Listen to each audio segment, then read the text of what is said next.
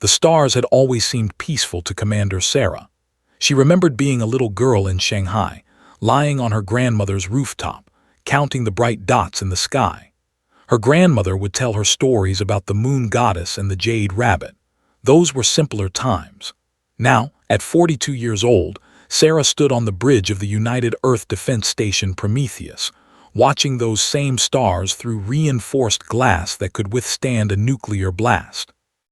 The year was 2847 and humanity had spread across 12 star systems. They had colonies on 47 worlds. They had built stations that floated in the void like silver flowers. They had achieved things their ancestors could only dream about: faster than light travel, artificial gravity, medical technology that pushed human to 200 years. They thought they were alone in the universe. They thought wrong. The first sign came at 3:47 hours, Earth Standard Time. A technician named was monitoring the deep space sensors when his coffee cup slipped from his fingers. The brown liquid floated in the zero-gravity section of the sensor room, forming perfect spheres that drifted like tiny planets, but did not notice. His eyes were fixed on his screen. "What the hell?" he whispered. The sensor data showed something impossible. A fleet was approaching Earth's solar system. Not a small fleet, not a medium fleet. The sensors counted 1,743 ships. Each one was larger than anything humanity had ever built. The smallest vessel in that approaching armada was 3 kilometers long. The largest was a monster that stretched for 50 kilometers, a mountain of metal and unknown alloys moving through space with terrible purpose. Hit the emergency alert button. Within seconds, alarms screamed across every human installation in the solar system. On Earth, people looked up from their morning routines. On Mars, workers in the terraforming stations stopped their machines. On the moons of Jupiter and Saturn, miners emerged from their tunnels. Everyone asked the same question: what was happening? Commander received the data on Prometheus Station 7 minutes after made his discovery. She read the numbers 3 times before she believed them. Her hands did not shake. Her voice did not tremble. She had trained for 30 years to face moments exactly like this one. "Open a channel to Earth Command," she ordered. "Priority Alpha, we have first contact." The fleet arrived at the edge of the solar system 4 hours later. They did not slow down. They did not attempt communication. They simply came like a wave of darkness rolling across the ocean of space. Human ships scrambled to form a defensive line near Jupiter. 300 vessels, the pride of Earth's military, arranged themselves in perfect formation. Their commanders gave inspiring speeches. Their crews checked their weapons one final time. They believed they were ready. They were not ready. The battle lasted 17 minutes. The alien ships did not even use their main weapons. Small turrets on their hulls fired beams of purple energy that cut through human vessels like hot knives through paper. The shields humanity had developed over centuries of research failed instantly. The armor they had forged from the strongest materials in the galaxy melted like ice in a furnace. 300 ships became 300 expanding clouds of debris. Admiral James, commanding the defense fleet from his flagship Victory, managed to send one final message before his ship was destroyed. "They're not even trying," he said. "This is nothing to them. God help us all." The alien fleet did not stop at Jupiter. They continued toward Earth, toward Mars, toward every human installation in the system. Defense satellites fired missiles that exploded harmlessly against invisible barriers. Ground-based weapons attempted to target the massive ships, but their targeting systems went haywire, confused by technology they could not understand. Humanity threw everything they had at the invaders. It was like throwing pebbles at a hurricane. The first alien ship to enter Earth's atmosphere chose to hover over New York City. It blocked out the sun, casting a shadow that covered Manhattan and beyond. 5 million people looked up at the metal sky above them and felt true terror for the first time in their lives. The ship did not attack. It simply waited. Then the message came. Every screen on Earth flickered. Every radio crackled. Every neural interface connected to the global network received the same transmission. A face appeared, though calling it a face was perhaps generous. It was humanoid in basic structure. 2 eyes, a mouth, features arranged in a pattern that suggested intelligence. But the skin was gray and smooth like polished stone. The eyes were solid black, reflecting no light. The mouth had too many teeth, arranged in perfect rows that suggested a species that had evolved as predators. The being spoke, and its words were translated into every human language simultaneously. The voice was cold, mechanical, empty of any emotion. Species designated human. We are the Empire. Your solar system and surrounding territories have been claimed for resource extraction. You have 40 standard cycles to evacuate your population to designated refugee zones beyond the Orion Arm. Failure to comply will result in total extinction. This is not negotiation. This is notification. Flee before the night arrives. The message ended. The screens returned to normal. Across the planet, 8 billion humans tried to process what they had just heard. They had 40 days to abandon everything. Their homes, their history, their planet. They were being told to run away to some distant corner of the galaxy, to become refugees, to give up everything their species had built over thousands of years. The initial reaction was chaos. Governments collapsed. Riots erupted in major cities. Religious cults proclaimed the end times had arrived. Stock markets ceased to exist. Currency became meaningless. Some people tried to build shelters underground, hoping to hide from the invaders. Others attempted to reach the refugee ships that they had apparently positioned beyond human space. Most simply waited, paralyzed by fear and disbelief. Commander watched the chaos from Prometheus Station. The station itself had been damaged in the initial attack, but it still functioned. She had lost 200 of her crew. The survivors worked around the clock, trying to repair systems that might never work again. She should have been helping them. Instead, she stood at the observation window, staring at the alien fleet that now surrounded Earth. Commander. The voice belonged to Lieutenant David Park, her second in command. He was young, only 35, with a face that usually carried an easy smile. He was not smiling now. Earth Command is requesting all surviving military personnel report for evacuation duty. They want us to help organize the refugee convoys. Sarah did not turn from the window. How many ships did we lose in the battle? 287 confirmed destroyed. 13-2 damaged to function. That leaves roughly 50 vessels capable of faster-than-light travel across all human space. And how many people need to be evacuated? David checked his tablet. Current human population across all systems is approximately 47 billion. The refugee ships can carry about 2 billion. Our own transport capacity might manage another 500 million if we strip everything down to emergency levels. Sarah finally turned. Her eyes were hard. So we're supposed to choose which 2.5 billion humans get to survive and leave the other 44 billion to die. That's the plan. David had no answer. There was no good answer. The first week after the ultimatum passed in a blur of desperate activity. Earth's remaining governments formed a unified council, setting aside centuries of political differences in the face of extinction. They created lottery systems to determine who would board the refugee ships. They established protocols for preserving human culture, packing digital archives of art, literature, and scientific knowledge into hardened containers. They recorded messages for whoever might find the remnants of human civilization in the future. But even as the official machinery of evacuation ground forward, resistance began to form. It started small. A scientist named Doctor refused to board her assigned transport. She was one of Earth's leading physicists, a guaranteed spot on the refugee list.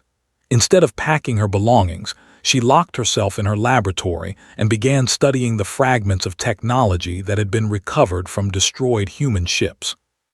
"I'm not running," she told the security officers who came to escort her. "I'm going to understand how they beat us, and then I'm going to find a way to beat them." Others followed her example. Military officers who should have been managing evacuation instead began gathering in secret locations, planning impossible battles. Engineers who should have been preparing refugee ships started designing weapons systems based on wild theories and desperate hope. Ordinary citizens who had nothing to offer but their determination joined underground networks, stockpiling supplies and sharing information. Commander heard about these resistance movements through unofficial channels. The Unified Council had declared such activities illegal, arguing that any provocation might cause the to attack early. But Sarah understood something the politicians did not. They were going to kill them anyway. The evacuation was a mercy offered to a species they considered beneath contempt. It was not salvation. It was a chance to die slowly in exile instead of quickly at home. On the 12th day after the ultimatum, Sarah made her decision. She gathered the remaining crew of Prometheus Station in the main assembly hall. 347 men and women looked up at her, their faces showing exhaustion, grief, and something else. Something that might have been the last ember of hope. "You all know the situation," Sarah began. "In 28 days there will begin what they call resource extraction. Based on their technology level, we believe this means they will strip mine every planet in our system, including Earth. Every living thing will be destroyed. Every trace of our civilization will be erased. The official plan is evacuation. Save what we can. Run to the edges of the galaxy and hope they don't follow." She paused, letting her words sink in. "I'm not going to follow that plan. I'm not going to run. And I'm not going to ask any of you to stay with me. What I'm going to ask is much harder. I'm going to ask you to fight." A murmur ran through the crowd. Some faces showed fear, others showed confusion. But a precious few, showed something different. They showed fire. "I know what you're thinking," Sarah continued. "We can't win. They're too advanced. They have too many ships. They have technology we can't even understand. All of that is true, but let me tell you something else that's true. Humanity has always faced impossible odds. We survived ice ages with nothing but fire and animal skins. We survived plagues that killed half our population. We survived wars that nearly destroyed us. We survived because we refused to give up. We survived because when someone told us to die quietly, we answered with everything we had." She walked among them now, looking into eyes that had begun to change, to harden, to burn. "They told us to flee before the night arrives. They expect us to scatter like frightened animals. They expect us to accept our extinction with quiet dignity. Well, I have a different message for the Empire. We're not going to flee. We're going to fight. And if they want to bring their night to humanity, they'd better be ready for us to burn bright enough to blind them." The assembly hall erupted in cheers. Not everyone joined.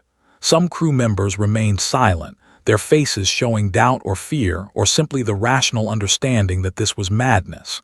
Sarah did not blame them. She would give them the chance to leave, to join the evacuation, to seek whatever safety the refugee ships could offer. But for those who stayed, for those who chose to stand and fight, she would give them something more valuable than survival. She would give them purpose.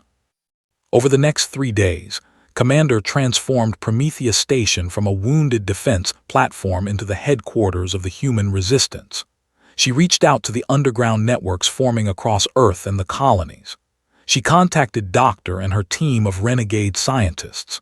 She found the military officers who had refused evacuation orders, the engineers working on impossible projects, the ordinary people who had chosen defiance over despair.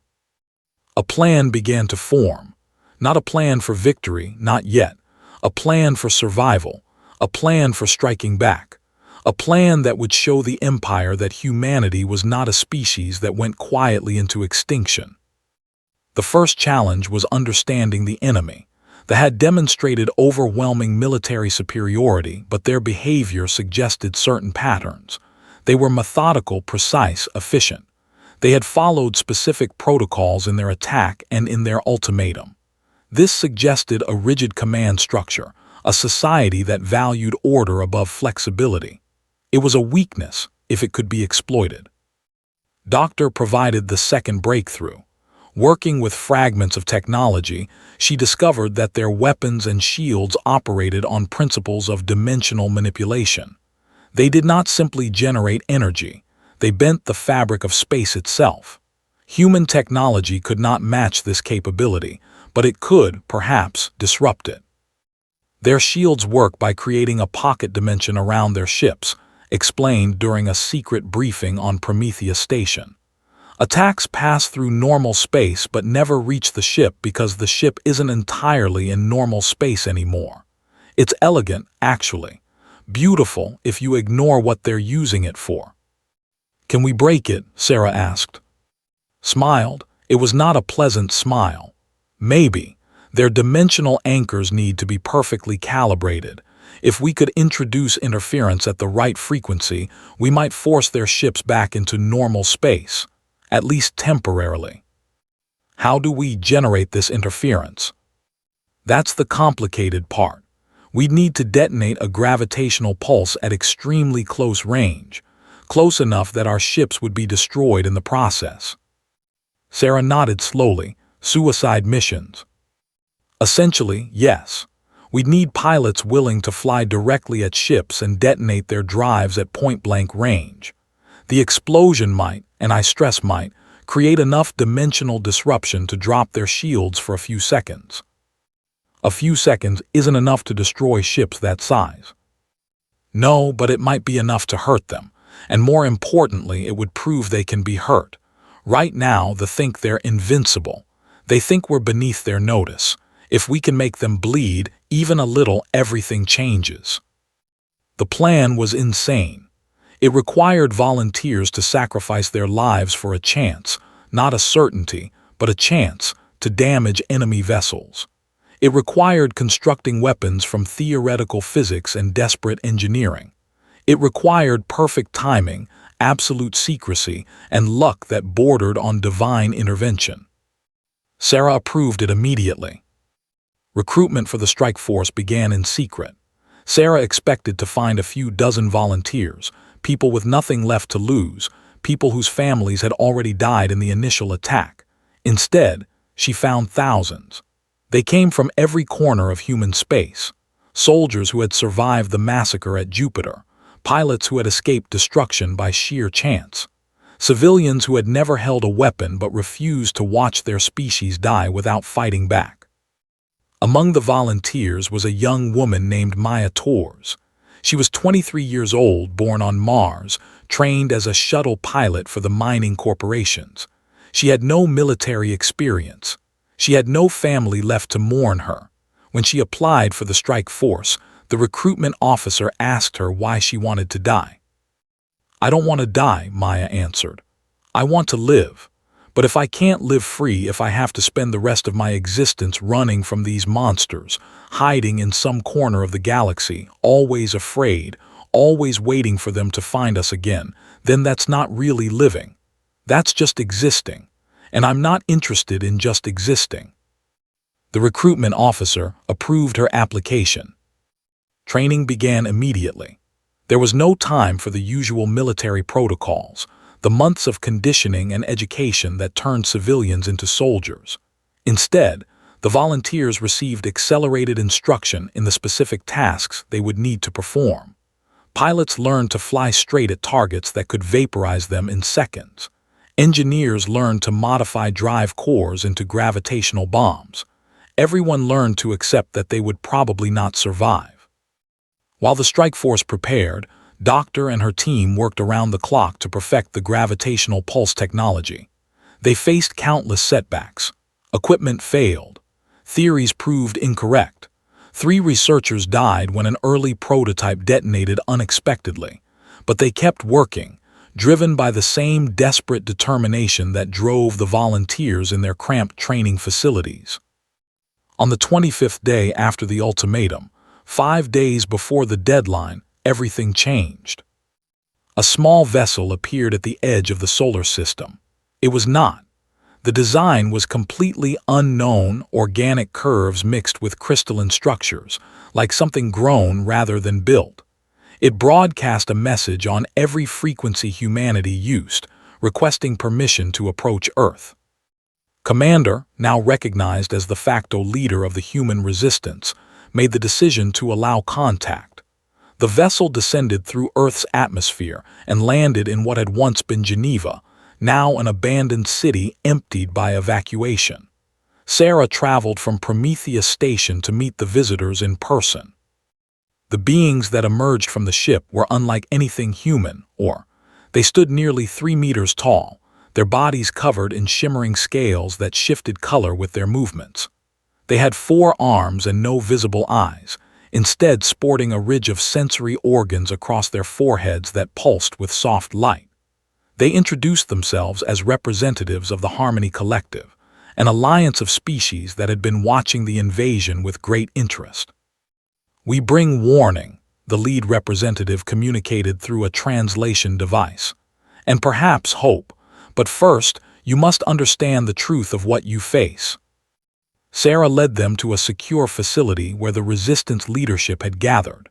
Scientists, military officers, representatives from the underground networks, all stood in stunned silence as the alien visitors prepared to share their knowledge. "The Empire has existed for approximately 1 million of your years," the representative began. "They have conquered or destroyed over 700 species. Their technology is beyond anything in this region of the galaxy. They are patient, methodical, and absolutely without mercy. Once they claim a territory, they strip it of all resources, organic and mineral. Nothing survives their extraction process. Nothing." "We know all this," Sarah said. "Tell us something useful." The representative's scales shifted to a deep purple, which the translator indicated as respect. "Direct. We appreciate this. Very well, they have a weakness. It is not their technology or their military might. It is their culture. They believe themselves to be the pinnacle of evolution, the ultimate form of intelligent life. They view all other species as resources to be harvested or pests to be eliminated. This belief is so central to their identity that they cannot conceive of genuine resistance. They expected you to evacuate. They expected you to flee. The fact that you are preparing to fight has not occurred to them." "How do you know what they're expecting?" "Because we have fought them.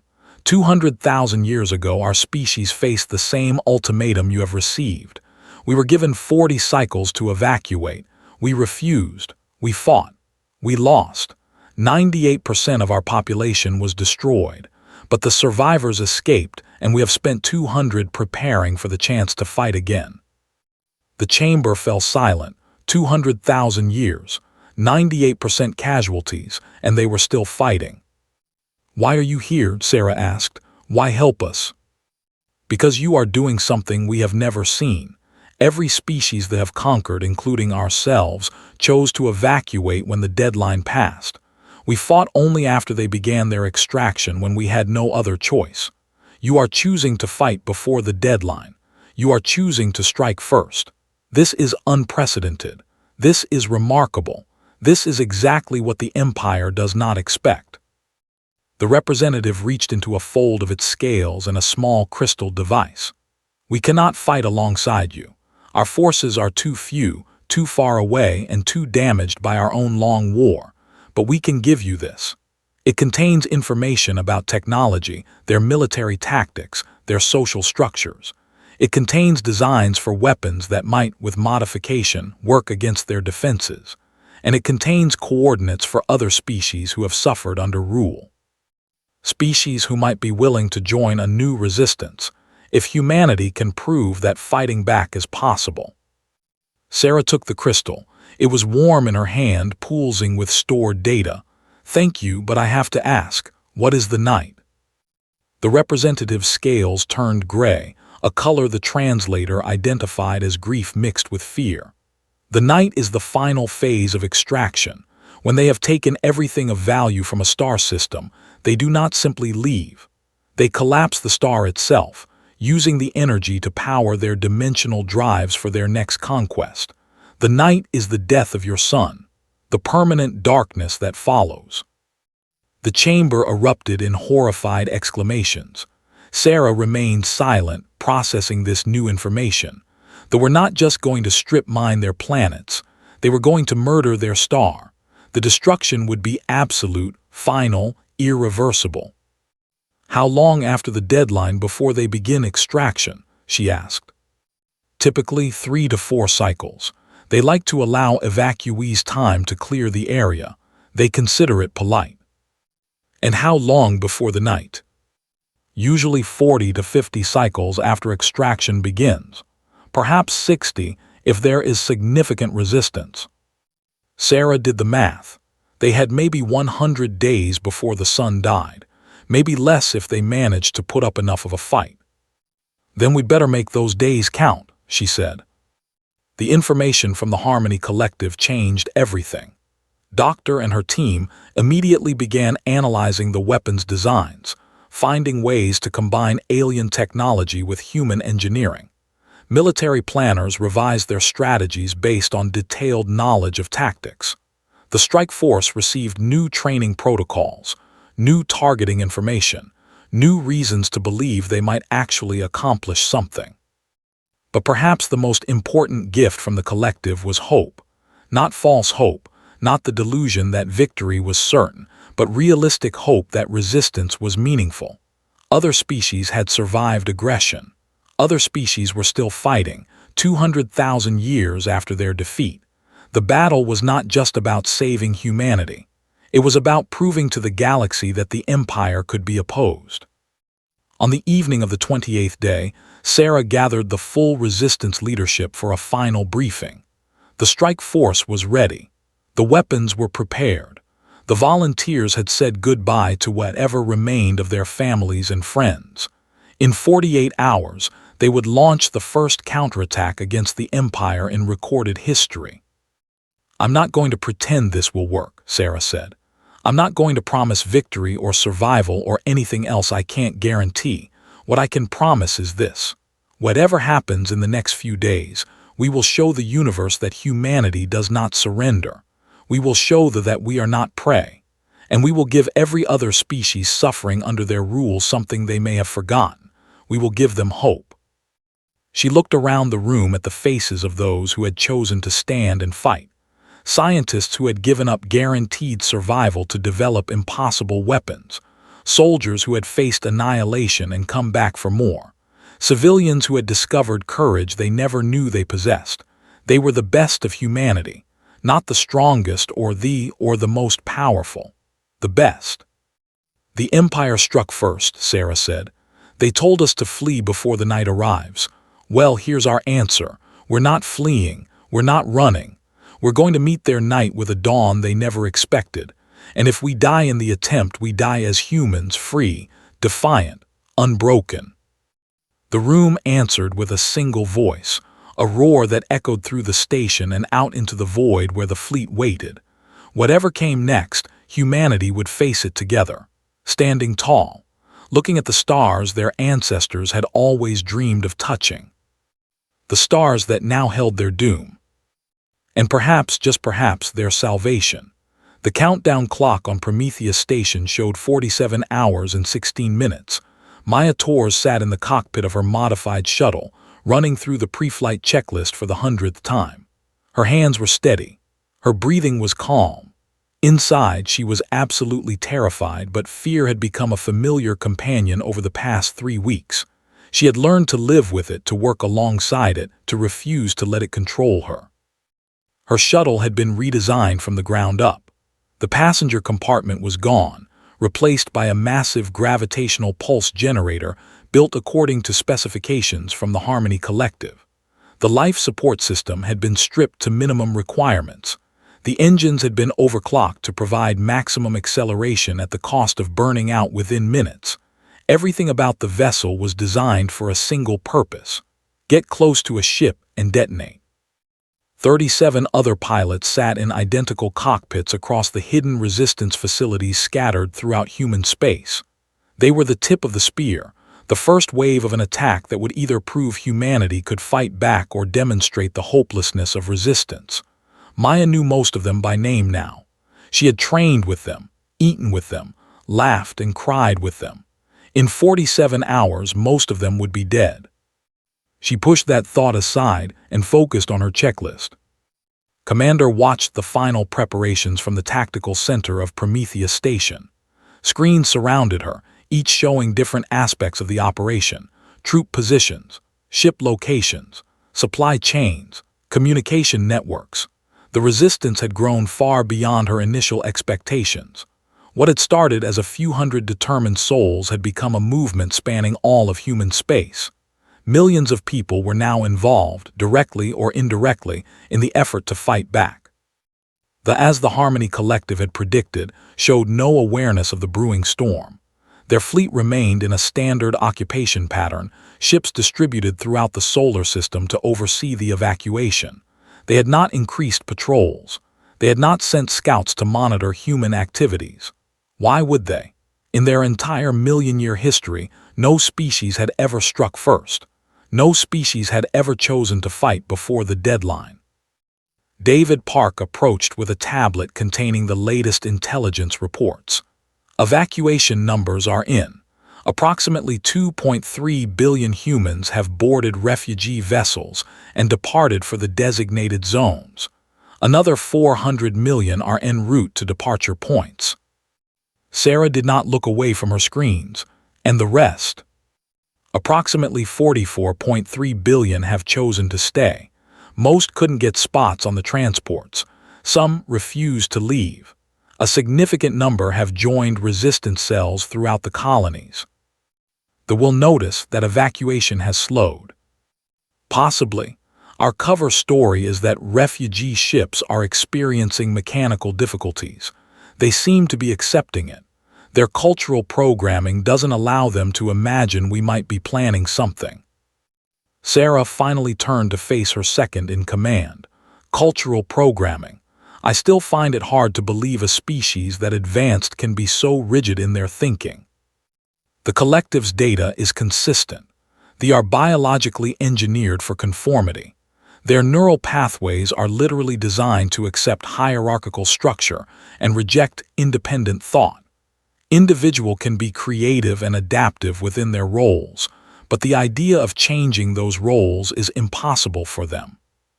So they can't imagine us fighting back because their brains won't let them. Essentially, it's their greatest strength and their greatest weakness. It made them incredibly efficient conquerors. It also means they have no experience with situations that fall outside their expected parameters. Sarah turned back to her screens. Then let's give them an education. The attack began at 600 hours Earth Standard Time on the 31st day. Maya Torres and her 37 fellow pilots launched simultaneously from hidden bases across the solar system. Their targets had been carefully selected based on information from the collective. Not the largest ships, which were too heavily defended even for suicide attacks. Not the smallest, which were expendable to the command structure. Instead, they targeted mid-size vessels, command cruisers that coordinated the occupation forces for specific sectors. Destroying these ships would not cripple the fleet, but it would disrupt their organization, force them to adapt, prove that they could be hurt. Maya's target was a cruiser designated by human intelligence as Overseer 7. It hung in orbit above Mars, coordinating the evacuation of the human colonies there. At 3 kilometers in length, it was smaller than many vessels, but it was still a mountain of alien metal bristling with weapons that could vaporize her shuttle in microseconds. Her only advantage was speed and surprise. She pushed her engines to maximum, feeling the acceleration press her back into her seat. The overclocked drive screamed in protest, already beginning the burnout that would end with their complete failure. She did not need them to last long. She only needed them to get her close enough. Alarms began blaring in her cockpit. They had detected her approach.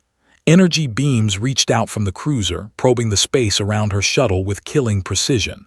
Maya threw her vessel into a series of evasive maneuvers she had practiced 1,000 times. Roll left, dive, roll right, climb. Every second she survived was a second closer to her target. The first beam grazed her port shield, causing the small vessel to shudder violently. Maya compensated automatically, her training overriding her fear. Another beam passed close enough to scorch the hull. The temperature inside the cockpit rose sharply. Sweat dripped down her face, evaporating almost instantly in the heat. 1 kilometer to target. The cruiser filled her viewport, a wall of gray metal and glowing energy ports. She could see individual weapon emplacements tracking her, trying to get a targeting lock. She could see the shimmer of their dimensional shields, the barriers that had made them invincible for 1,000,000 years. 500 meters. Her engines finally died, burned out exactly as predicted. Momentum carried her forward, a tiny speck of defiance hurling itself at the face of an empire. The gravitational pulse generator hummed to life, drawing power from every remaining system on the shuttle. 100 meters. The weapons finally got a lock. Maya saw the energy charging in a dozen ports, knew that death was milliseconds away.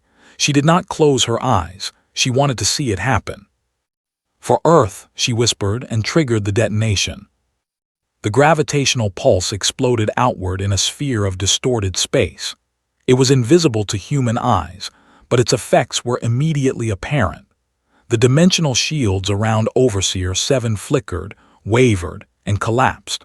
For 3.7 seconds, the massive cruiser existed fully in normal space, vulnerable to attacks that would normally pass through its defenses like ghosts. Maya did not see what happened next. She was dead before the pulse finished expanding. But Commander, watching from Prometheus Station, saw everything. A second wave of attack vessels had been positioned just outside the cruiser's sensor range. The moment the shields dropped, they fired every weapon they possessed. Missiles designed by Doctor using principles from the collective's data streaked toward the now vulnerable ship. Energy beams powered by modified human technology struck the exposed hull. Even kinetic projectiles, simple chunks of metal accelerated to near light speed, slammed into armor that had never been designed to withstand direct impacts. Overseer 7 died. It did not explode dramatically like ships in old entertainment videos. Instead, it crumpled, its internal structure failing under the assault, its power systems cascading into failure, its crew of 3,000 perishing in the cold vacuum that rushed in through 100 breaches in the hull. Across the solar system, similar scenes played out. Not every attack succeeded. Of the 38 pilots who launched suicide runs, only 23 got close enough to trigger their pulses. Of those, only 18 generated sufficient disruption to collapse shields. And of those, only 11 targets were destroyed by the follow-up attacks. 11 cruisers dead, 23 human pilots dead. The mathematics were not in humanity's favor, but mathematics did not capture what had just happened. For the first time in 1,000,000 years, someone had struck first against the Empire. For the first time, ships had been destroyed by a species they considered prey. The reaction was immediate and unprecedented.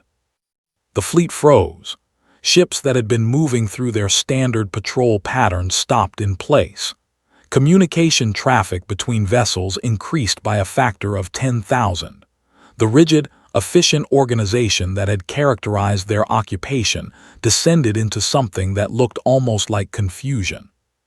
Commander watched the chaos unfold with grim satisfaction. They don't know what to do. Their playbook doesn't have a chapter for this. The Harmony Collective representative who had remained on Earth to observe the attack shifted its scales to bright gold. "You have done something remarkable, Commander. In 200,000 years of watching and studying the Empire, we have never seen them react this way. They are genuinely surprised." Surprised is good, but surprised won't last. What happens when they recover? Unknown. Our models predict they will respond with overwhelming force, but our models have never accounted for a scenario like this. You have moved outside all predictions. The response came 6 hours later. It was not what anyone expected. A single ship descended through Earth's atmosphere and landed in the same location where the Harmony Collective vessel had touched down days earlier. It was not a warship. It was small, elegant, almost delicate in its construction. A diplomatic vessel. From it emerged a single, the first to walk on Earth's surface since the occupation began. Commander insisted on meeting the visitor herself. She brought a squad of resistance fighters armed with weapons based on the collective's designs. They stood in the ruins of Geneva as they approached, its gray skin gleaming in the afternoon sun, its black eyes revealing nothing. "I am coordinator," the being said through a translation device. "I speak for the Imperial Senate. You have done something unprecedented. The Senate wishes to understand." Sarah stepped forward, her hand resting on the weapon at her hip. "Understand what? That we're not going to die quietly. That we're going to fight back even if it kills us all. What's so hard to understand about that?" Coordinator tilted its head, a gesture that seemed almost human. "You know you cannot win. Your attack, while surprising, inflicted minimal damage on our fleet. We have lost 11 vessels out of over 1,700. We can replace those losses within a single production cycle. Your resistance is futile in practical terms." "Then why are you here?" "Because the Senate is curious. In 1 million years, no species has behaved as you have. Every intelligent race we have encountered has followed predictable patterns. Resistance after extraction begins. Desperate flight. Eventual extinction or submission. You have these patterns. The Senate wishes to know why." Sarah studied the alien before her. For all its smooth features and expressionless eyes, she sensed something underneath. Not quite fear, but perhaps the absence of the absolute certainty that usually characterized behavior. "You want to know why we fight? I'll tell you. Because those stars up there belong to everyone. Because the universe is too big and too beautiful for any one empire to claim. Because we'd rather die as humans than live as whatever you turn us into. And because you hit us first, you bastards, and we don't take that lying down." Coordinator was silent for a long moment. Then it spoke again. "The Senate has authorized me to make an offer. Cease your resistance immediately. Comply with evacuation protocols. In exchange, we will delay the night by 100 cycles. Your species will have additional time to establish itself in the refugee zones. This is a significant concession. No other species has received such consideration. An extra 100 days before you murder our son. That's your offer. It is more than generous given your inferior position. The Senate recommends you accept." Sarah laughed. It was not a pleasant sound. "Go back to your Senate, Coordinator. Tell them humanity declines their generous offer. Tell them we're just getting started. And tell them that if they want our son, they're going to have to fight for every second it shines." The Coordinator's scales shifted slightly, the first emotional response Sarah had seen from any. "You are choosing extinction." "We're choosing freedom. Now get off our planet before I decide to add a coordinator to our kill count." Departed without another word, the diplomatic vessel rose into the sky and rejoined the fleet. Within an hour, the occupation forces resumed their activities, but with notable changes. Patrol frequencies increased. Sensor coverage expanded. The fleet began shifting into defensive formations. "They're taking us seriously now," David observed as they watched the repositioning from Prometheus Station. "That's good, right?" "It's necessary," Sarah replied, "but it's going to make the next phase a lot harder." The next phase was guerrilla warfare on a scale never before attempted. With the element of surprise gone, humanity could not launch another coordinated strike against the fleet. Instead, they would have to fight a different kind of war. A war of attrition. A war of constant small attacks, of sabotage and disruption, of making the occupation as costly as possible for the Empire. Resistance cells across human space activated their contingency plans. On Earth, teams began targeting the landing zones where brought down equipment for the upcoming extraction. On Mars, miners used their knowledge of the underground networks to launch ambushes against alien survey parties. On the moons of the outer planets, Specialists in zero-gravity combat attacked supply convoys that moved between vessels. Doctor and her team, now operating from a hidden laboratory deep beneath the lunar surface, continued their work on new weapons. The gravitational pulse technology had proven effective, but it required suicide missions to deploy. Was determined to find an alternative, a way to collapse shields without sacrificing pilots. The key is frequency modulation, she explained during a briefing 3 days after the initial attack. The dimensional shields operate on a specific resonance. Our pulse disrupts that resonance through brute force, but if we could match the resonance exactly, we could create an interference pattern that would collapse the shields from outside the lethal range. How do we determine the exact resonance? Sarah asked. We need to capture a working shield generator, intact, with its operating parameters still accessible. You're asking us to board a ship. His eyes gleamed with the intensity of someone who had found their purpose. I'm asking you to steal one. The operation to capture a vessel took 2 weeks to plan and 3 hours to execute. The target was a small patrol ship that had been damaged in a minor skirmish with resistance fighters. It had retreated to a repair station in the asteroid belt, its crew confident that the defensive perimeter around the station would keep them safe. They were wrong. A team of 50 resistance fighters, handpicked for their expertise in close-quarters combat, approached the repair station using captured emergency beacons that broadcast distress signals. The station's automated systems recognized the signals and opened the docking bays, allowing the human vessels to land alongside the damaged patrol ship. The fight that followed was brutal. We're physically stronger than humans, with reflexes enhanced by genetic engineering, but they had never developed tactics for defending against boarding actions. In their million years of conquest, no enemy had ever been insane enough to try to capture a ship while surrounded by the Imperial fleet. 23 resistance fighters died in the assault, but when it was over, humanity possessed its first intact vessel.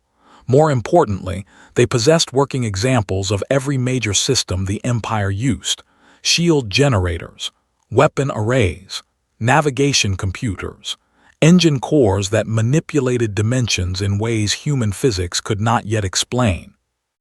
Doctor received her prize 2 days later. She looked at the shield generator like a child looking at a birthday present, her eyes wide with wonder and anticipation. This changes everything, she breathed.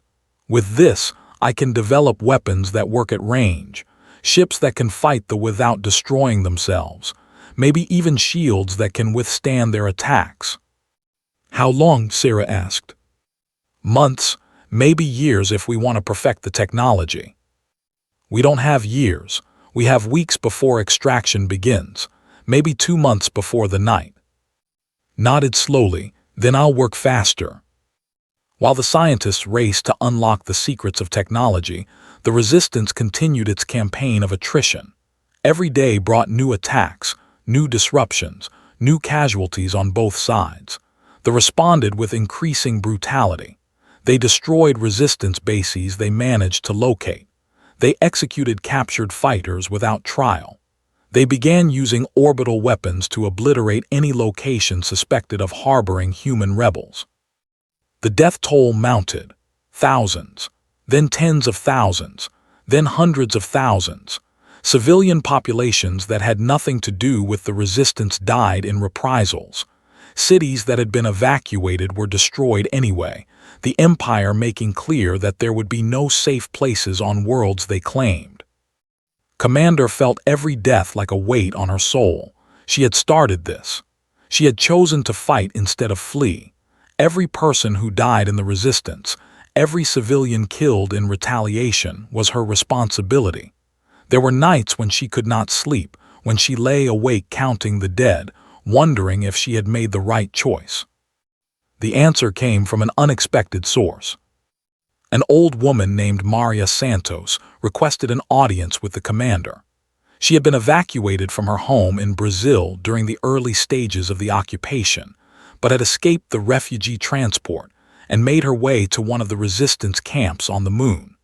She was 97 years old, frail, and had terminal cancer that would kill her within months regardless of what the did. "You're doubting yourself," Maria said as they sat together in Sarah's cramped quarters on Prometheus Station. "You're wondering if you should have just let everyone evacuate, if the fighting is worth the dying." Sarah did not deny it. "Millions of people have died because of decisions I made. More will die before this is over. Sometimes I think that we're right. We should have just run." Maria reached out and took Sarah's hand. Her grip was surprisingly strong for someone so old. "My grandmother lived through a terrible time on Earth, long before space travel, long before any of this. There were people who wanted to destroy her entire race, her entire culture, everything she was. The easy thing would have been to hide, to submit, to accept what the powerful said was inevitable. But she didn't. She fought. She resisted. She survived. And because she survived, I exist. My children exist. My and great exist." The old woman's eyes, clouded with age, still burned with fire. "You're not fighting for the people who die, Commander. You're fighting for the people who will live because you didn't give up. 100 years from now, 1,000 years from now, there will be humans in this universe because you chose to stand. Maybe they'll never know your name. Maybe they'll never know any of our names, but they'll exist. They'll be free. And that's worth any price we pay today." Sarah felt tears forming in her eyes. She had not cried since the invasion began. She had not allowed herself that luxury. But Maria's words broke something loose inside her, something that had been wound too tight for too long. "What if we lose?" she whispered. Maria smiled. "Then we lose, but we lose fighting. We lose standing up. We lose as humans. And maybe somewhere out there some other species will hear our story. They'll hear that a species called humanity, faced with extinction, chose to fight. Maybe that story will inspire them. Maybe our death will be someone else's spark. That's not losing, Commander. That's the only victory that ever mattered."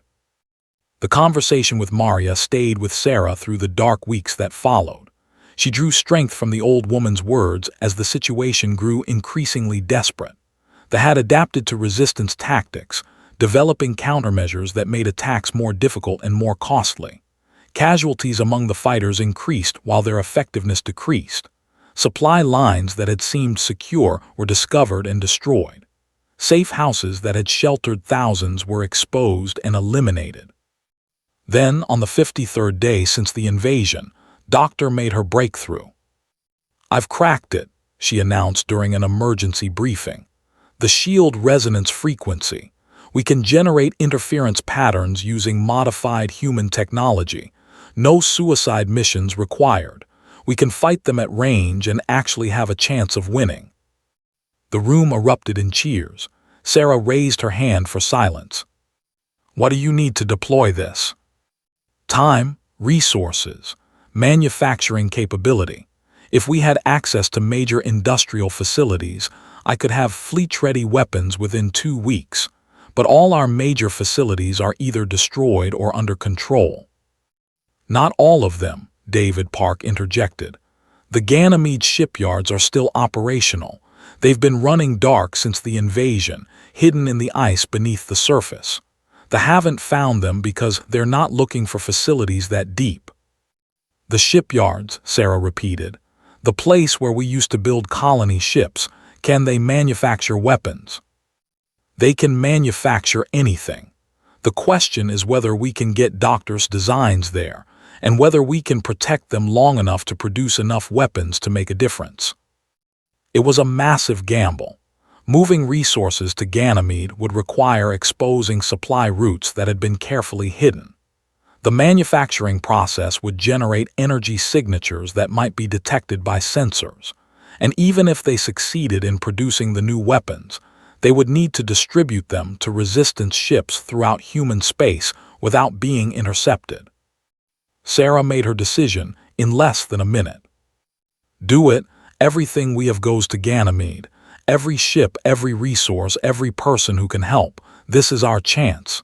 Maybe our only chance. We're taking it." The next 2 weeks were a blur of activity. Resistance cells across human space consolidated their forces, abandoning positions that had been maintained since the invasion began. Ships carrying equipment and personnel made their way to Ganymede through circuitous routes designed to avoid detection. Doctor and her team set up shop in the main production facility of the shipyards, working around the clock to convert theoretical designs into practical weapons. They noticed the shift in resistance activity. Their patrols increased. Their sensor sweeps became more frequent. But the diversionary attacks that Sarah had planned drew their attention away from Ganymede, creating windows of opportunity that the human transports exploited with precision timing. On the 67th day, the first batch of shield disruption missiles rolled off the production line. They were ugly, cobbled together from human and alien technology, held together with quick welds and emergency adhesives. They were also the most advanced weapons humanity had ever produced, capable of collapsing shields from a distance of 50 kilometers. "How many can we make?" Sarah asked as she inspected the first missiles. "At current production rates, maybe 200 before they find us. If we push the shipyards to maximum capacity and accept some equipment failures, perhaps 300. And how many do we need to take out their fleet?" Doctor's expression was grim. "Their entire fleet, thousands, maybe tens of thousands. We'd need to maintain production for years, not weeks." "Then we don't go after their entire fleet. We go after their command structure. We take out enough of their coordination capacity to throw them into chaos.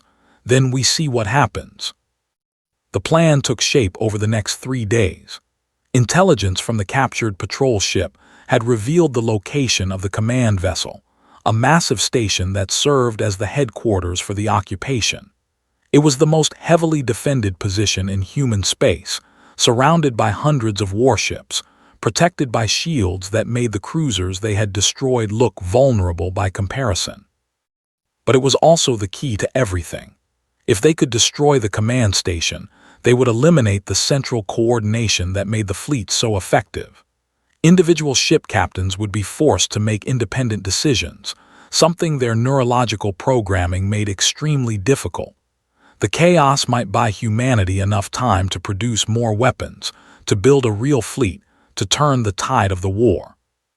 It was a desperate plan with almost no chance of success. It was also the only option they had left. The attack force assembled on the far side of Ganymede, hidden from sensors by the moon's bulk. 32 ships, the largest concentration of resistance vessels since the war began. Each one carried a payload of shield disruption missiles and crews that knew they were unlikely to return. Commander stood in the hangar bay as the pilots made their final preparations. She knew she should be on the command ship, coordinating the attack from a safe distance. Instead, she was here, looking into the eyes of the people who would die at her orders. A young man approached her. He could not have been more than 25, with features that reminded her of her own brother, dead now for 3 weeks after his transport was intercepted by patrol craft. "Commander, I wanted to thank you." "Thank me for sending you on a suicide mission." The young man smiled. "For giving us a chance to fight. I was on one of the refugee transports when your broadcast reached us, the one where you said you weren't going to run. I jumped ship at the next stop and made my way back. A lot of us did. We could have spent the rest of our lives hiding in some corner of the galaxy, always afraid, always running. Instead, we get to stand up. We get to be part of something that matters."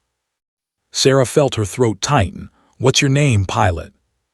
"Thomas, no relation that I know of, Commander, but I like to think there might be." "Thomas, whatever happens out there today, remember this. Win or lose, live or die, you're the best of us. All of you are, the best humanity has to offer." Thomas saluted, a gesture that had fallen out of use centuries ago but had been revived by the resistance as a symbol of their determination. Sarah returned the salute, then watched as he walked to his ship. An hour later, the attack began. 32 ships emerged from behind Ganymede and accelerated toward the command station.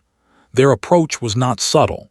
There was no way to hide an attack force of this size. Instead, they relied on speed, aggression, and the element of audacity. The expected raids, ambushes, hit-and-run tactics. They did not expect a direct assault on their most defended position. The response was immediate and overwhelming. Hundreds of warships moved to intercept. Energy weapons filled space with killing light. The first resistance ship died within seconds of emerging from cover, vaporized by a concentrated barrage that left nothing but expanding gas. But the attackers did not break formation. They did not retreat. They pressed forward, absorbing losses, closing the distance to their target. Shield disruption missiles launched in waves, each one seeking out a vessel, each one carrying the hope of a species. The first successful hit came 3 minutes into the attack. A missile reached a destroyer, its warhead detonating in a pulse of disruption energy. The ship's shields collapsed, and the follow-up attack from 3 resistance vessels tore through its hull.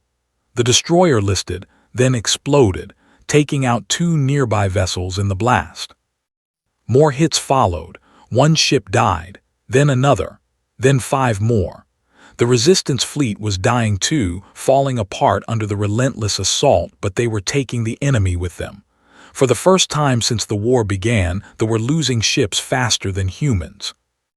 Thomas' vessel was among the last survivors. His ship was damaged, leaking atmosphere, its engines failing.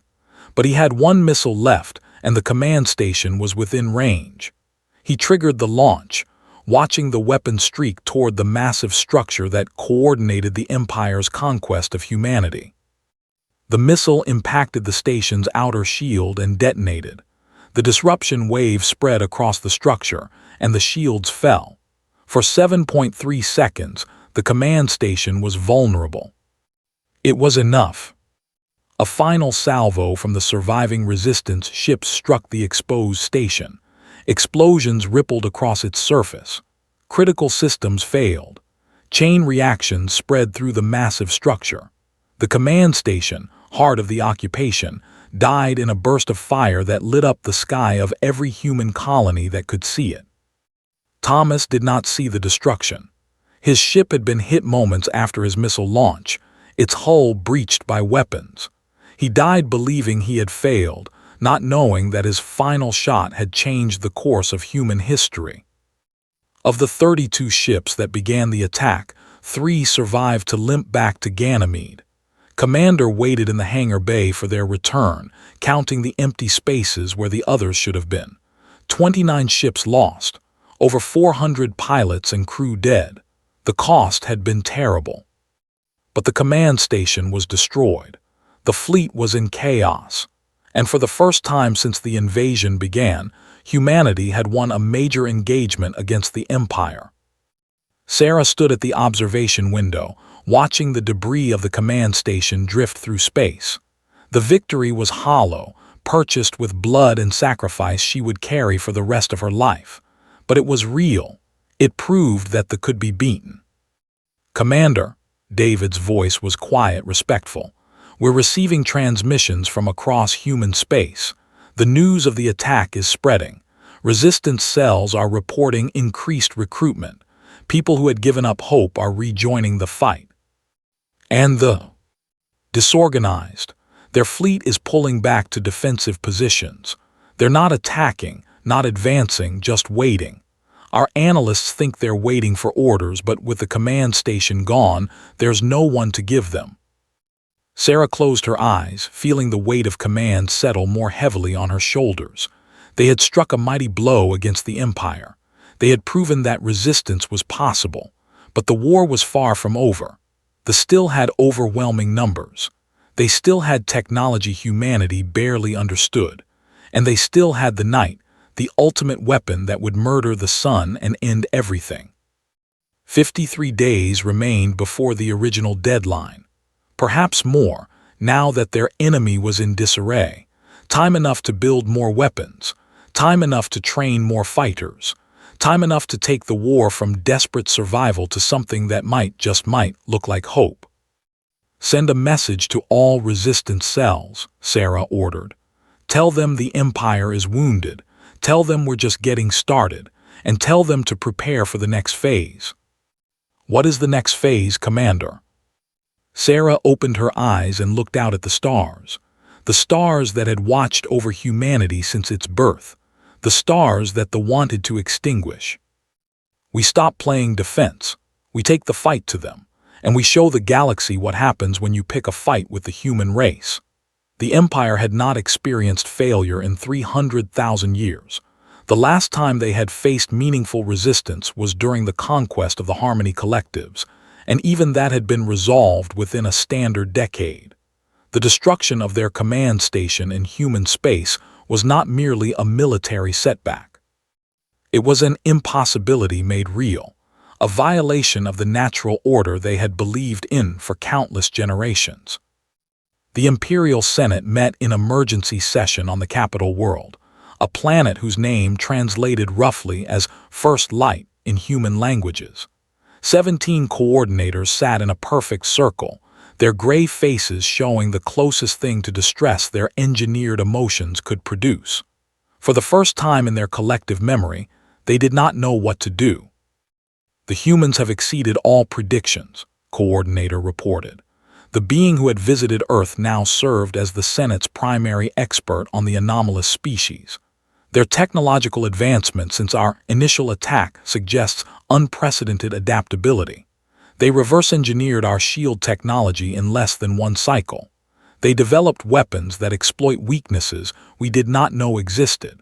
They display tactical creativity that defies our behavioral models."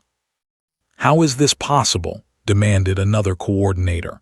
"They are primitives. Their civilization is barely 2,000 cycles old.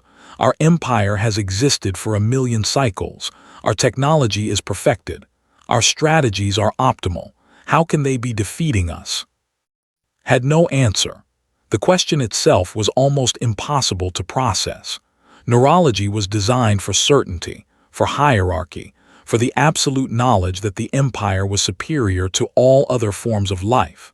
The evidence from human space contradicted this fundamental truth, creating something like cognitive dissonance in beings who had never experienced doubt. "We must consider an unprecedented response," finally said. "The humans have proven themselves capable of resistance beyond anything in our historical records. Standard extraction protocols will not succeed against them. We must either accelerate the night or deploy the cleansing fleet." A ripple of reaction passed through the Senate. The cleansing fleet had not been used in 600,000 years. It was the ultimate expression of military power, a force capable of sterilizing entire star systems. Its deployment was reserved for existential threats to the Empire, not for the suppression of primitive species. "You believe the humans pose an existential threat?" The question came from the eldest coordinator, a being who had served on the Senate for 10,000 years. "I believe they pose a threat we have never encountered. A species that chooses to fight rather than flee. A species that finds strength in adversity rather than accepting inevitable defeat. A species that has already proven capable of destroying our most advanced installations with improvised technology. If we do not eliminate them completely, they will continue to evolve. They will continue to adapt. And in time, they may develop capabilities that threaten not just this occupation, but the Empire itself." The silence that followed was the longest in the Senate's recorded history. Finally, the eldest coordinator spoke again. "Summon the cleansing fleet, and accelerate the night.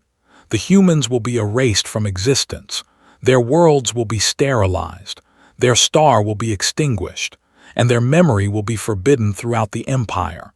They will become a lesson in the dangers of allowing any species to resist." The decision was made. The most powerful military force in galactic history was being mobilized to destroy a single species. The Empire was taking humans seriously at last. Far away, on the frozen moon of Ganymede, Commander received intelligence that made her blood run cold. Spies that the Resistance had somehow managed to place among the support staff reported the Senate's decision. The cleansing fleet was coming. The night was being accelerated. Humanity had at most 20 days before the end. She gathered her senior officers in the planning chamber, the same room where they had plotted the attack on the command station. The faces around the table showed exhaustion, grief, and the first signs of despair. They had won a great victory, but the Empire's response was devastating. How could they fight a fleet that had sterilized entire star systems? "Give me options," Sarah said. Her voice was calm, steady, betraying none of the fear that churned in her gut. David Park spread his hands helplessly. "We've analyzed the data on the cleansing fleet. It consists of approximately 5,000 vessels, including 12 planet killers and 3 star destroyers. Our current forces number less than 300 ships. Even with the new weapons, we'd need to kill 17 enemies for every one of ours. The mathematics are impossible." "What about the shield disruption technology? Can we scale it up?" Doctor shook her head. "Our missiles work against individual ships, but the cleansing fleet uses a synchronized shield network. All 5,000 ships share a single-dimensional barrier. To collapse it, we'd need a disruption pulse larger than anything we've ever created, larger than anything that should be possible." "Should be possible," Sarah repeated, "but is it actually impossible?" Hesitated. "Theoretically, if we converted enough mass to gravitational energy, we could generate a pulse of almost any magnitude, but we're talking about converting planetary-scale mass. Moons, small planets, destroying our own territory to create a weapon. What about using their technology against them? We have the captured patrol ship. Could we hack into their systems, disrupt their coordination? Their security protocols are extremely sophisticated. We've barely scratched the surface of understanding their computer systems. Breaking into their fleet network would take years of research we don't have." Sarah looked around the table. Every face told the same story. They had fought brilliantly. They had achieved miracles, but miracles were not enough. The Empire had decided to use overwhelming force, and there was no conventional response to overwhelming force. "Then we find an unconventional response," she said. The Harmony Collective representative, who had remained silent throughout the discussion, stepped forward. Its scales shifted to deep blue, indicating that it wished to speak. "There may be another option, one that our own people considered but never had the resources to attempt." "Go on." "The night, the ultimate weapon. They use it to collapse stars, to extinguish entire systems after extraction is complete. But our researchers discovered something about the process. The dimensional energy required to collapse a star must be precisely calibrated to that star's specific properties: mass, composition, age, rotational velocity. If any of these parameters change significantly during the night sequence, the process becomes unstable." "Unstable how?" "The energy intended for the star rebounds back to its source. The vessels performing the night sequence are destroyed. Their dimensional technology suffers catastrophic feedback. Every ship in the system using dimensional shields is affected." Sarah felt understanding dawn. "You're saying if we can change our sun during the night sequence, we can turn their own weapon against them?" "In theory, yes. But changing a star is not easy. You would need to introduce massive amounts of foreign matter into its core at precisely the right moment. The logistics are almost impossible." "Almost impossible," Sarah repeated. "That's better than completely impossible." The plan that emerged over the next 3 days was the most audacious in human history. It called for gathering every piece of heavy metal humanity could collect, every asteroid with sufficient mass, every resource that could be accelerated to the speeds necessary to penetrate a stellar core. It called for positioning these mass projectiles around the sun, waiting for them to begin the night sequence, and then launching them in perfect synchronization. The calculations were staggering. The precision required was beyond anything human technology had ever attempted. The timing would need to be perfect to within fractions of a second. And all of this would need to happen while the cleansing fleet was attacking, while humanity's remaining forces were fighting the most powerful armada ever assembled. "It's insane," David observed as they reviewed the final plan. "It's human," Sarah replied. "We've always done our best work when our backs are against the wall." The mobilization began immediately. Every ship that could move carried mining equipment to the asteroid belt. Every facility that could manufacture projectiles worked around the clock. Every person who could contribute was assigned a role. The entire remaining population of human space united behind a single purpose. They detected the increased activity almost immediately. Their analysts observed the movement of human vessels, the concentration of resources near the sun, the frantic pace of construction. They concluded that humanity was preparing for a final stand, a desperate defense that would ultimately fail. They did not imagine that the humans were planning something far more ambitious. The cleansing fleet arrived 15 days later. 5,000 ships emerged from dimensional transit at the edge of the solar system, their formation blocking out entire sections of the sky. The 12 planet killers took positions surrounding the system, their weapons capable of sterilizing entire worlds in seconds. The 3 star destroyers moved toward the sun, preparing to begin the night sequence that would end humanity forever. Commander watched the fleet arrive from the bridge of her new flagship, the renamed vessel Hope's Last Light. It was a human ship, built in the Ganymede shipyards during the frantic weeks of preparation, armed with the best weapons Doctor could design. Around her, 287 other ships formed up, the entire remaining force of human resistance. "All stations report ready," David announced. "Mass projectiles are in position around the sun. Timing sequences are locked. We're as prepared as we're going to be." Sarah nodded. "Open a channel, all ships, all frequencies." The communication system crackled to life. Across human space, on every ship and every station that still functioned, her voice carried the final message.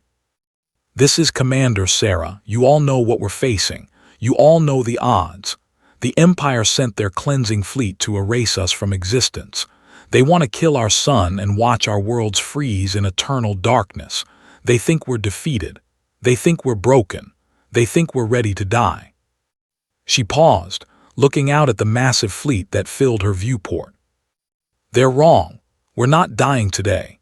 Today, we're going to show the Empire what happens when you try to extinguish humanity. We're going to turn their night into dawn, and we're going to make them remember this day for the next 1,000,000 years." The battle began with the expecting a conventional engagement. Their fleet advanced in standard formation, synchronized shields creating a barrier that should have been impenetrable. Human ships scattered before them, appearing to retreat, to flee, to confirm every expectation the Empire had about inferior species. But the retreat was a feint. The human ships were not running away. They were positioning themselves around the formation, creating a sphere of vessels that surrounded the enemy without engaging. The confused by this unusual tactic continued their advance toward Earth, determined to begin the systematic destruction of human worlds. That was when the trap closed. Doctor had spent weeks working on a modification to the shield disruption technology. Instead of affecting individual ships, this version created a resonance cascade that spread from vessel to vessel, exploiting the synchronized nature of the shield network. When the first missile detonated against the outer edge of the formation, the effect propagated through the entire fleet. For 17 seconds, 5,000 ships lost their shields simultaneously. Humanity had been preparing for those 17 seconds for 2 weeks. Every weapon, every missile, every kinetic projectile they could manufacture was launched in a single coordinated barrage. The space around the fleet filled with destruction, a storm of killing energy that swept through formations designed to be invincible. 300 ships died in those 17 seconds. Then the shields came back online, and the Empire demonstrated why they had conquered the galaxy. Their counterattack was devastating. Human ships exploded across the battlefield.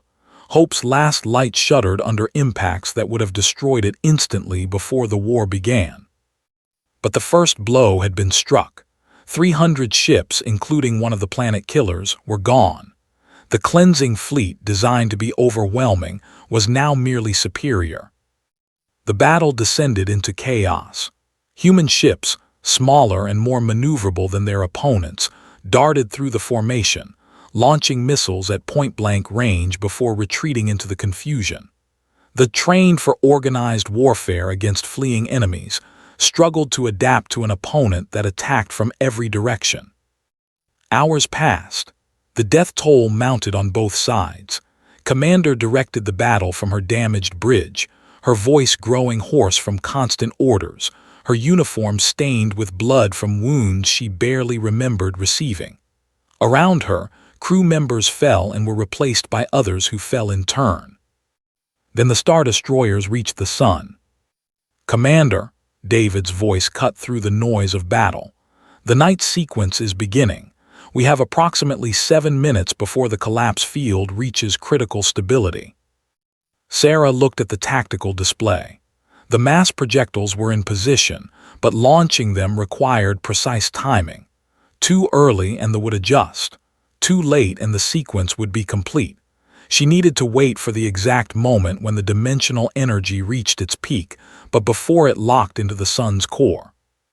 "All ships execute Protocol Sunrise. Get those projectiles moving." Across the inner system, hidden launchers activated. Thousands of dense metal masses began accelerating toward the sun, their trajectories calculated to intersect the stellar core at the precise moment the night sequence reached its vulnerable phase. It was the longest shot humanity had ever attempted, a gamble that required everything to go perfectly. They detected the launches almost immediately. They did not understand the purpose, but they recognized a threat. Ships peeled away from the main battle to intercept the projectiles. Energy weapons reached out to destroy the masses before they could reach the sun. "Defensive screen," Sarah ordered. "Protect those projectiles." The remaining human ships threw themselves into the path of the interceptors. It was no longer a battle for survival. It was a race against time, a desperate effort to keep enough projectiles intact to change the sun before the night completed. Ships died by the dozen, human. The distinction stopped mattering. All that existed was the mission, the need to protect those falling masses, the hope that physics would work as predicted. The first projectiles reached the sun's outer layers and began their acceleration into the core. They carried devices that would detonate on impact, releasing their dense matter directly into the stellar fusion zone. Each impact changed the sun's properties slightly, moving it away from the parameters they had calculated. But not all the projectiles made it through. Weapons destroyed many before they could enter the sun. Others were deflected by the star's own magnetic field.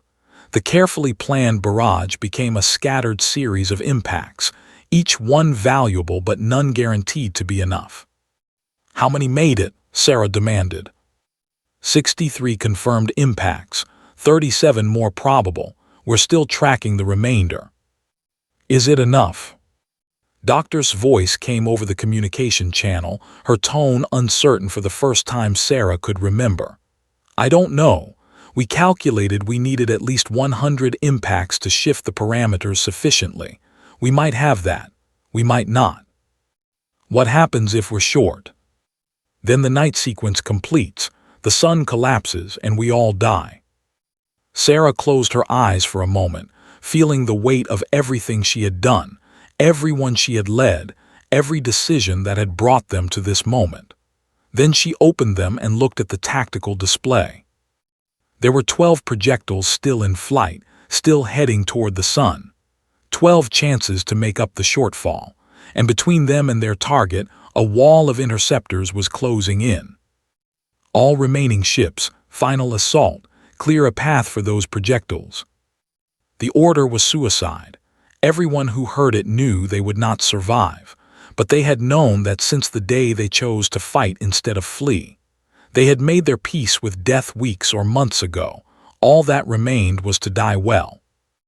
Hope's last light led the charge, its damaged hull groaning under the stress of maximum acceleration. Sarah stood on the bridge as her ship closed with the interceptors, watching the enemy vessels grow larger in her viewport. She thought about her grandmother in Shanghai, telling stories under the stars. She thought about all the humans who had come before her, who had struggled and survived so that she could exist. She thought about all the humans who might come after if the next few seconds went well. For Earth, she said, for humanity, for everyone who ever looked at the stars and dreamed. The collision was tremendous. Human ships smashed into interceptors at speeds that turned both into expanding clouds of plasma. The projectiles shot through the gap, racing toward the sun, carrying the last hope of a species. 112 impacts, 11 more than the minimum.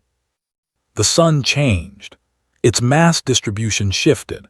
Its fusion rate fluctuated. Its rotational velocity altered by fractions that would be unmeasurable under normal circumstances, but were catastrophic for the precisely calibrated night sequence. The dimensional collapse field, designed to consume the sun's energy and channel it through the star destroyers, encountered parameters that did not match its programming. Instead of flowing smoothly into the vessels, the energy rebounded. The star destroyers absorbed power they could not contain. Their dimensional drives overloaded, creating feedback loops that spread through their connected systems. The 3 star destroyers exploded simultaneously. The explosion was visible across the solar system, a flash of light brighter than the sun itself, and the dimensional feedback spread further, racing through the synchronized shield network, reaching every vessel that shared the frequency. 4,647 ships died in the next 12 seconds. Their shields, meant to protect them, became conduits for the energy that destroyed them. Vessels that had never been touched by human weapons simply ceased to exist, consumed by the same technology that had made them invincible. When the light cleared, when the sensors recovered from the overload, when the survivors could finally see what had happened, the battlefield had transformed. The cleansing fleet was gone, not defeated, not retreated, gone. Fragments of ships drifted through space, mixed with the debris of human vessels, creating a cloud of destruction that would circle the sun for centuries. The night had failed, the sun still burned, humanity still lived. Commander Sarah was not among the survivors. Hope's last light had been at the center of the final assault, the first to fall in the desperate push to clear a path for the projectiles. Her body was never recovered, but in the hours and days that followed, as the human race emerged from their hiding places to discover they had survived, her name was spoken with reverence. The Battle of Saul, as it came to be known, broke the empire, not because of the military losses, though those were significant, because it proved that the empire could be defeated. The news spread through the galaxy at the speed of light, reaching species that had lived under oppression for hundreds of thousands of years. They heard that a young species called humanity had faced the night and turned it back. They heard that the cleansing fleet, the ultimate terror of the empire, had been destroyed by a people who refused to give up. Rebellions erupted across space. Species that had accepted extinction found their fighting spirit. Worlds that had been for rose against their conquerors. The Harmony Collective, patient for 200,000 years, finally launched their long-planned offensive. Within a decade, the empire had fractured into 100 warring states. Within a century, it had collapsed entirely, replaced by a new galactic order in which dozens of species shared power and responsibility. At the center of this new order, humanity took its place among the stars. They built monuments to their fallen. On every world they settled, on every station they constructed, they carved the names of those who had died fighting for their survival. The largest monument stood on Earth itself, in the plaza where Commander had told the coordinator that humanity would not flee. It was a simple structure, a column of white stone reaching toward the sky, bearing a single inscription. We were told to flee before the night. We chose to bring the dawn. The Harmony Collective representative, who had survived the battle by remaining hidden in the Ganymede shipyards, returned to their own space with a new story to tell. For 200,000 years, they had preserved the memory of their defeat, passing down the history of their suffering from generation to generation. Now they had a new story, the story of a species that had faced impossible odds and won, the story of humans. Dr. lived for another 90 years, spending the rest of her life developing technologies based on the principles she had uncovered during the war. Her work laid the foundation for humanity's expansion across the galaxy, enabling the construction of ships and stations that would have seemed magical to her ancestors. She received every honor her civilization could bestow, but she always insisted that the true credit belonged to the pilots who had died delivering her weapons, the soldiers who had fought knowing they would not survive, the ordinary people who had refused to accept extinction. David Park became the first president of the United Human Federation, the government that emerged from the ashes of the old Earth nations. He served for 3 terms, guiding humanity through the difficult transition from desperate resistance to galactic power. In his speeches, he always returned to the same theme. They had survived because they had stood together. They had won because they had refused to give up. They would endure because they never forgot that freedom was worth any price. They as a species did not survive the fall of their empire. Their engineered psychology, designed for rigid hierarchy and absolute certainty, could not adapt to a universe where they were no longer supreme. Many fell into catatonic states, unable to process reality. Others chose suicide rather than accept defeat. A few, a very few, managed to break their conditioning and join the new galactic community, but they were curiosities, remnants of a power that had once seemed eternal. And the sun continued to shine. Every morning it rose over Earth, over Mars, over all the worlds where humans lived and worked and dreamed. It was a constant reminder of what they had almost lost, of how close they had come to eternal darkness. Children born after the war would grow up hearing stories about the night, about the battle that saved their species, about the heroes who had given everything so they could exist. Some of those children would grow up to be explorers, venturing into parts of the galaxy no human had ever seen. Others would become scientists, unlocking mysteries that had puzzled their ancestors for generations. Still others would become soldiers, protecting the peace that had been purchased with so much blood. All of them would carry the legacy of the war, the knowledge that their species had faced extinction and refused to die.